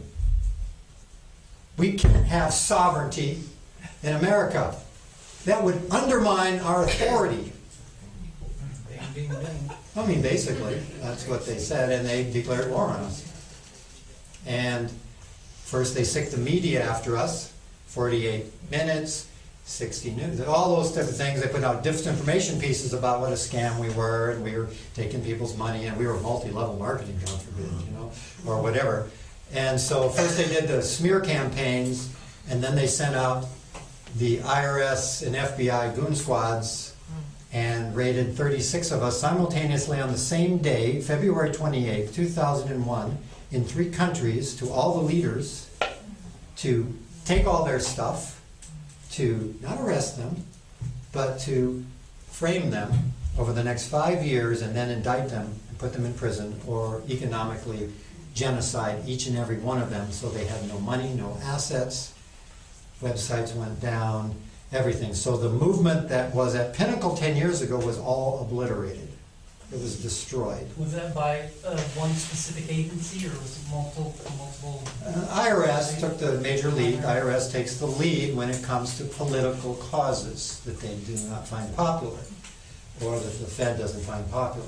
So it's the IRS, primarily. The FBI was there too, and a few other characters. But anyway, so on February 28, 2001, my life changed forever when I was awoke one morning actually, 7 a.m. by the knocked on the door, and 36 armed agents coming in, surrounding me in the house and everybody in it, with the Maui Police Department there and everybody else. And so they basically confiscated 6 van loads of everything that I had, all the computers and books and everything else, intimidated everybody, and spent 8 years before I got everything back. It took 5 years to indict me. I spent 2 years in federal prison, 3 years on probation, and I'm back. All right.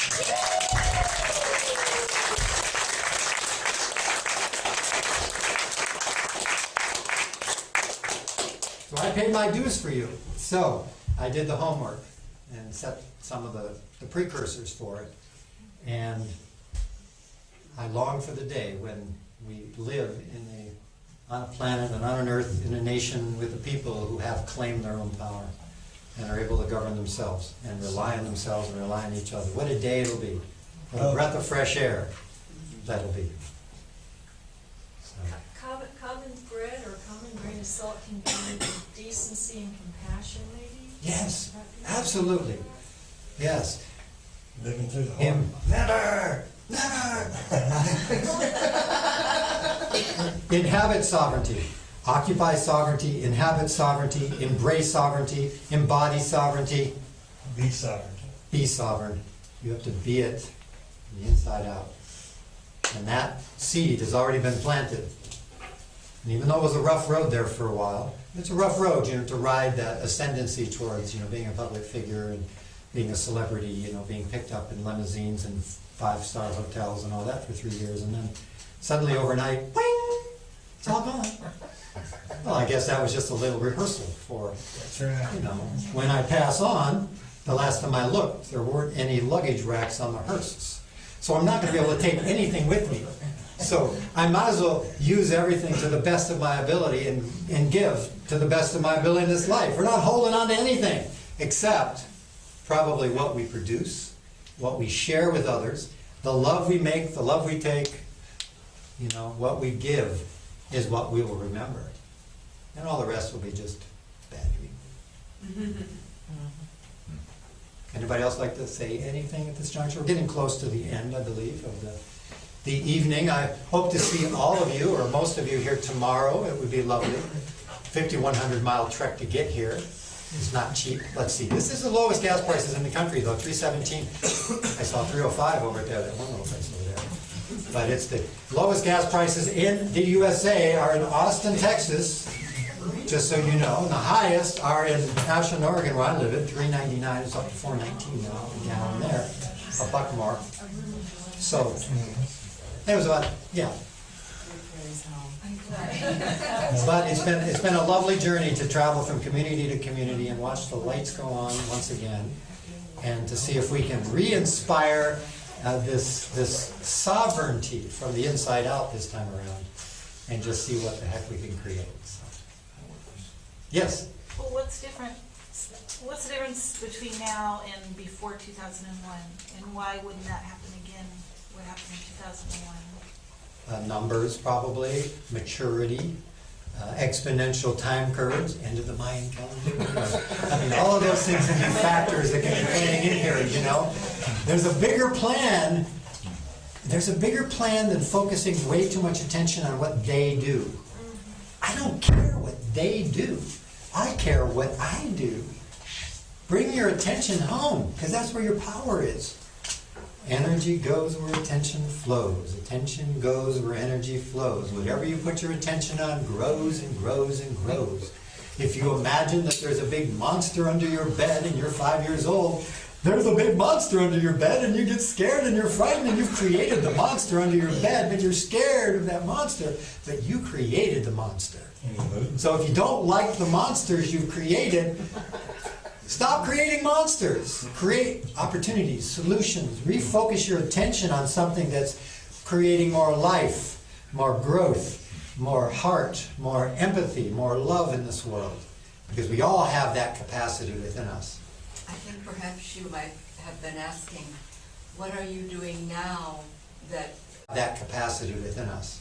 I think perhaps you might have been asking, what are you doing now that makes you think that they won't come after you again, and are you doing something to keep them from coming after you again? There's nothing I can do to keep them from coming after me if they want to come after me. I can't even give it an iota of thought because it's in the imagination. You can't ever plan for something that isn't happening. I thought I could in some ways. I kind of knew it was coming when the indictment was coming down. I've spent years and years doing all the legal research and all the kind of stuff. I'm ready. And I've got legal research piled up my kazoo, right? It was all irrelevant. By the time I got into the system and realized what a machine it really was, and that you don't have a judicial system, and you don't have any rights, and you are guilty when charged in the federal system, and they will all tell you you cannot win, and you cannot win. The 99.99% conviction rate in the federal system.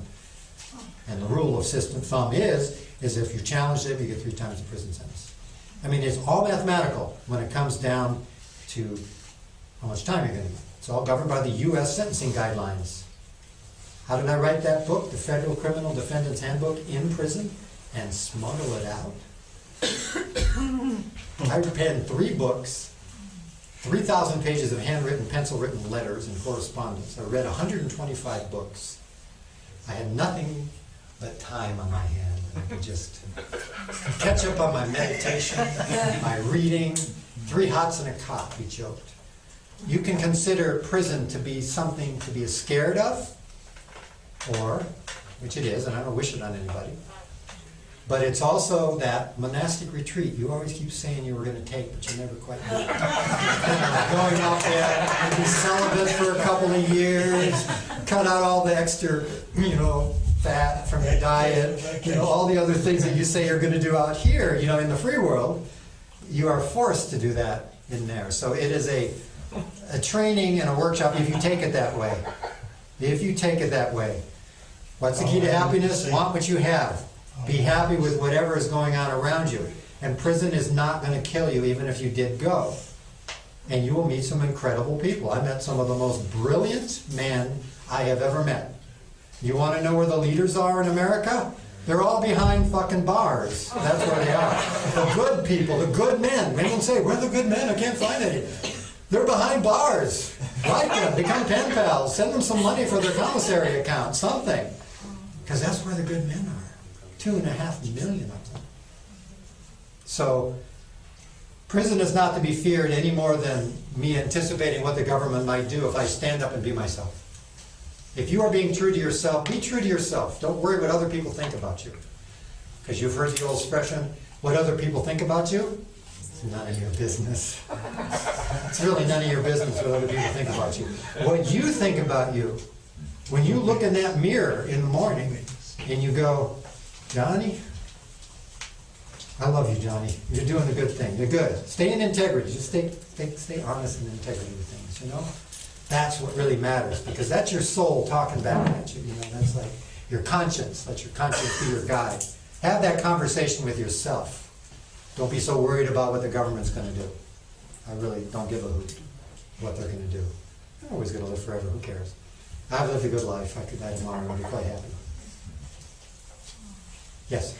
Do you know about that gentleman? I can't think of his name, but he recently got out of prison too. He was framed because he was researching about the Illuminati and trying to expose the Illuminati.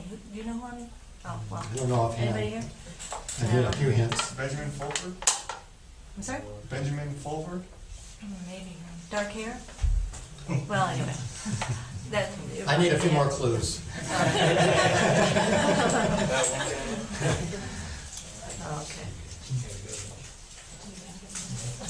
Glad to see you're out and you're a survivor. I'm glad to see you Well, here. I'm a thriver. I thrive. A sovereign Thrive in survivor. every environment. So anyway, so this has been beautiful tonight.